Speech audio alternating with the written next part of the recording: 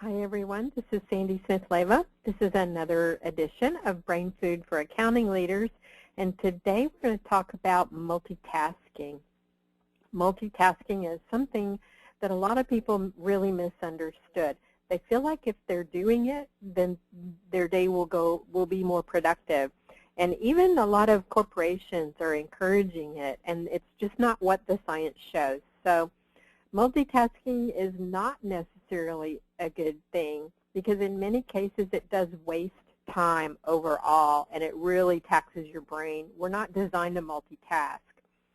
So this is the part of the brain science that has studied attention and getting our attention and focusing our attention on a task. So that's where multitasking falls. When we do two or more things at once, our brain is not designed to do that. So the tasks have to compete for our attentional resources. And when we try to do two fairly effort-intense tasks together, we end up screwing up, bottom line. So think about driving and using the cell phone. It's very clear, the studies on that. So this is all about, this really ties back to the neuroscience studies.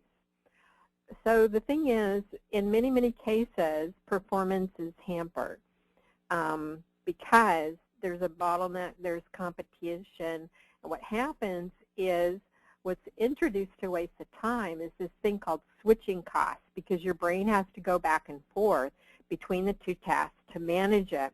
If it were focused on just one task, there wouldn't be that switching cost, which is how the additional time is driven up. It actually takes you longer to do two tasks that you're multitasking at if compared to doing them one at a time separately. Now, there are a couple of exceptions, but in most cases, we really do want to avoid multitasking. If the tasks are really simple and they're not important, then it's okay to multitask, and also if there aren't overlapping channels. For example, you can't do two hearing tasks at once without dropping a ball. You can't do two vision tasks at once without dropping a ball.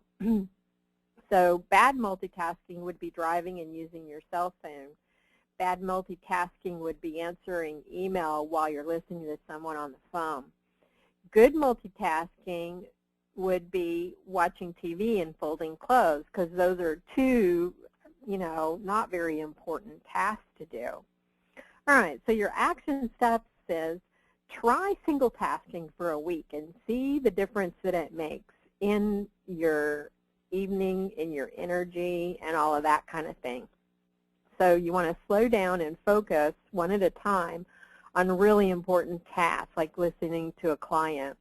And then you can multitask on items where you don't have an error rate or when it doesn't matter. And then obviously we don't want you to drive while talking on your cell phone. All right, that's it, and we will see you next week.